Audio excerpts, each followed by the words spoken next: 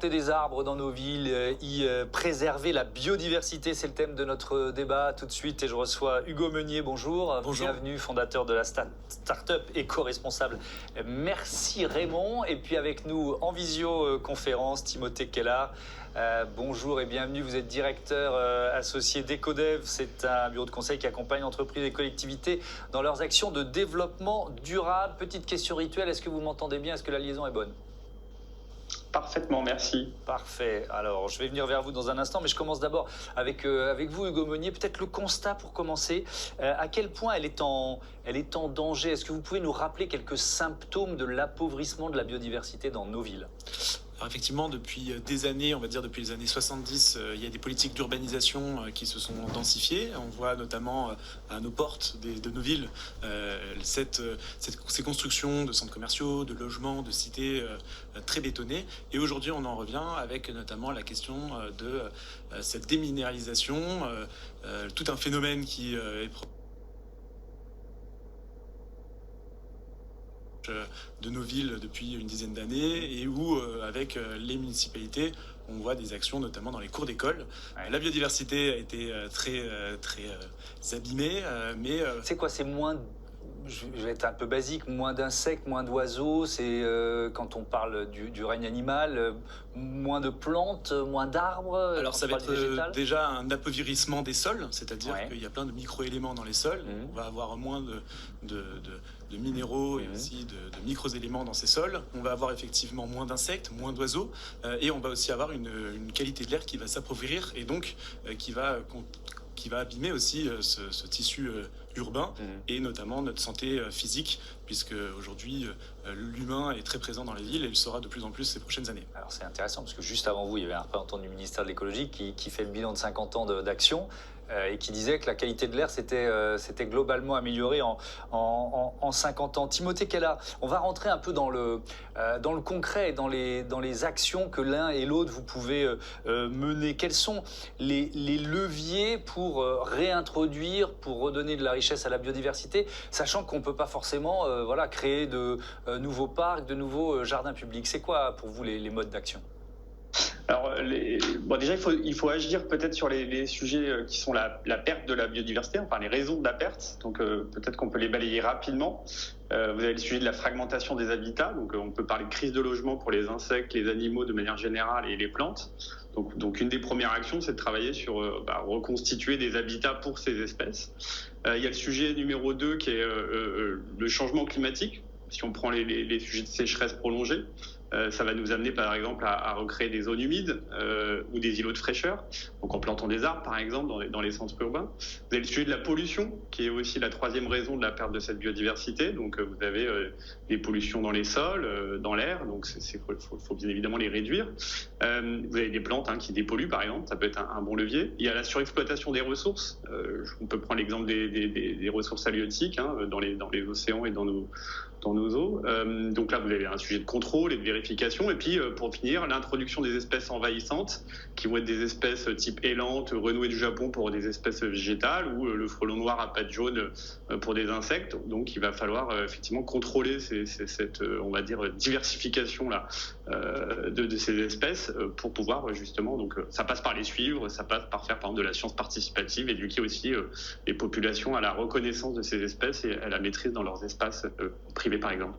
Oui, donc c'est un champ assez large de leviers d'action, Hugo Meunier, et peut-être aussi accepter l'idée de micro-projets, c'est-à-dire que même si on remet du verre dans une toute petite place, c'est déjà ça de gagner.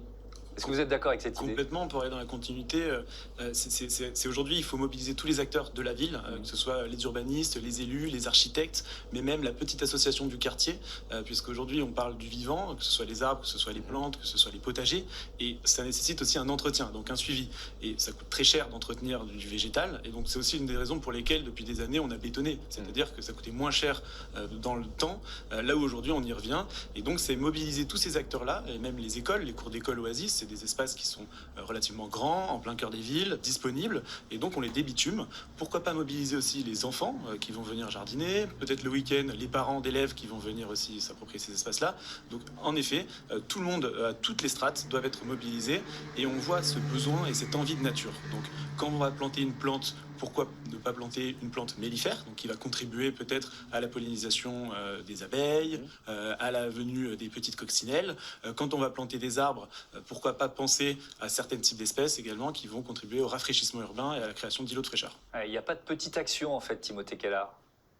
Clairement non, en fait. Ce qu'il faut voir, c'est que la biodiversité, c'est la diversité des espèces et des interactions aussi entre ces espèces. Donc en fait, plus vous régénérez un certain nombre d'éléments qui sont vitaux pour un certain nombre d'espèces, je peux prendre les plantes, effectivement, qui fournissent du pollen, du nectar, qui vont nourrir des insectes, qui vont eux-mêmes faire des larves, qui vont eux-mêmes, on va dire, nourrir des oiseaux et des mammifères, par exemple. Enfin voilà, on comprend bien que... c'est assez complexe comme sujet et que l'homme, finalement, au milieu de cet écosystème urbain, a effectivement dégradé tellement qu'il faut aujourd'hui revenir en arrière. Donc il n'y a pas de petits gestes. Les terrasses, les toits sont à probablement revégétaliser. Et puis quand on disait de remettre du verre un peu partout, oui, à condition que le verre qu'on remet finalement est cohérent et répond à nos enjeux climatiques à venir ou en cours, puisqu'il faut aussi parler d'adaptabilité à ce sujet de changement climatique et de trouver finalement les bonnes espèces qui vont être, on va dire, durables dans ces nouveaux aménagements. Mais clairement, refleurir un parterre, on va dire un rebord de route, si on a un peu de terre, ou de désartificialiser pour mettre des plantes mellifères par exemple, effectivement ça a toute son utilité et légitimité scientifique, oui. On va à Hugo Meunier voir quelques-unes des actions que vous menez avec Merci Raymond. Par exemple, reverdir les banlieues bétonnées. J'ai vu ça, il y a des projets notamment depuis quelques années à Grigny, la Grande Borne devenue la Green Borne. C'était quoi l'idée ? Qu'est-ce qui existe encore aujourd'hui ? Alors déjà, l'approche de Merci Raymond, c'est vraiment de remettre la nature dans la ville et de manière très concrète. Donc nous, dans l'équipe, on a des paysagistes, des jardiniers, des ingénieurs agronomes, des maraîchers.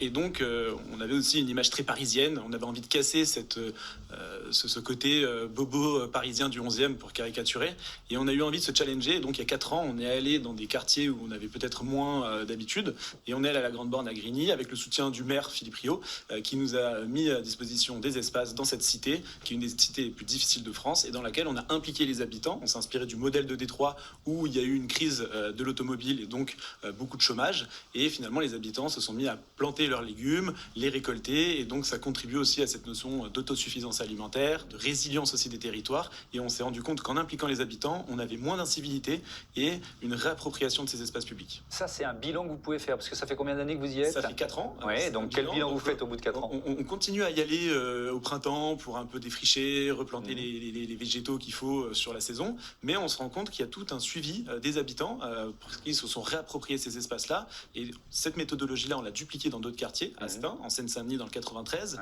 à la Cité des Musiciens, au Murau, et on est en train d'essaimer un peu ces projets dans les banlieues, puisqu'il ne faut pas penser la ville qu'avec la ville, mais penser la ville avec le périurbain, qui est clé dans le développement de ces cités-jardins et aussi de ces poumons verts pour les urbains. Donc il y a une logique de jardin partagé. Timothée Kellard, les potagers pédagogiques, j'ai vu ça faisait notamment partie de vos leviers d'action. Vous en avez conseillé beaucoup, fait installer beaucoup ? Oui, on a alors beaucoup, en tout cas un certain nombre. On a travaillé avec des projets assez ambitieux sur des potagers hors sol, donc sur des toits, terrasses, parkings de plusieurs milliers de mètres carrés d'aménagement. Effectivement, c'est un sujet qui crée du lien social, c'est un sujet hyper intéressant parce qu'attractif et qui crée de la communication autour des végétaux, de la nature, et qui a une réelle utilité s'ils sont bien faits. Alors il faut quand même tempérer, j'ai envie de dire, à un certain moment les potagers, puisqu'on a un tiers des sols dégradés et une bonne partie en région Île-de-France, par exemple, ou dans les grosses agglomérations qui sont polluées. Donc il y a aussi tout cet accompagnement qu'on adresse aujourd'hui, qui est de conseiller au mieux pour que ces potagers soient durables, viables, et qu'on évite, par exemple, de faire des potagers dans des sols avec des métaux lourds qui pourraient se retrouver dans les fruits et légumes. Donc il y a un vrai sujet d'accompagnement à la fois pédagogique, technique, de respect aussi des normes, et d'anticiper le projet pour le faire vivre, puisque tout le monde est motivé au printemps ou aux belles périodes et un peu moins à d'autres.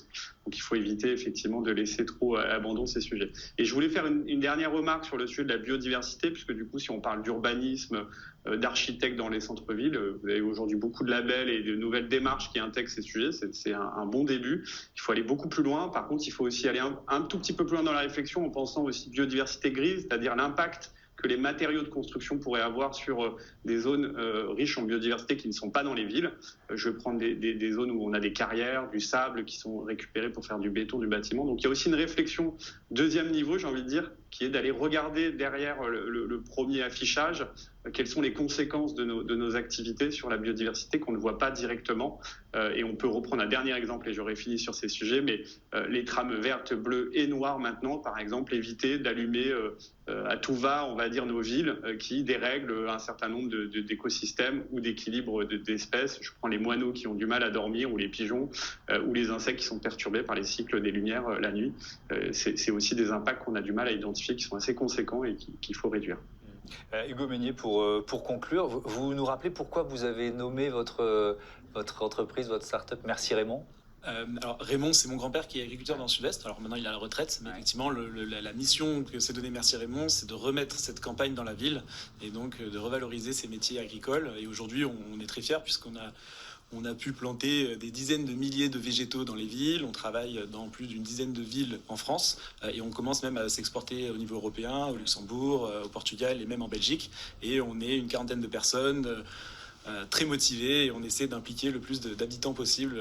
Donc on est dans une belle lancée, on croit beaucoup à cette ville verte et à cette ville nature, mais effectivement, il ne faut pas non plus que ça devienne un cheval de Troie dans des projets immobiliers, et donc il faudra avoir aussi du recul et du coup être assez rigoureux dans la véracité et l'efficacité des projets menés, et que ce ne soit pas quelque chose de déceptif, puisque comme on l'a dit tout à l'heure, l'entretien et le suivi derrière est clé, et notamment les modèles économiques aussi rattachés à ces projets de fermes urbaines sont à prendre en compte. Et quand aujourd'hui on va projeter une ferme urbaine ou une ferme périurbaine, il faut penser aussi à quelles vont être les sources de revenus. Merci beaucoup. Merci Hugo Meunier, merci Timothée Keller. À bientôt sur Bismart. Bon vent à vos deux entreprises.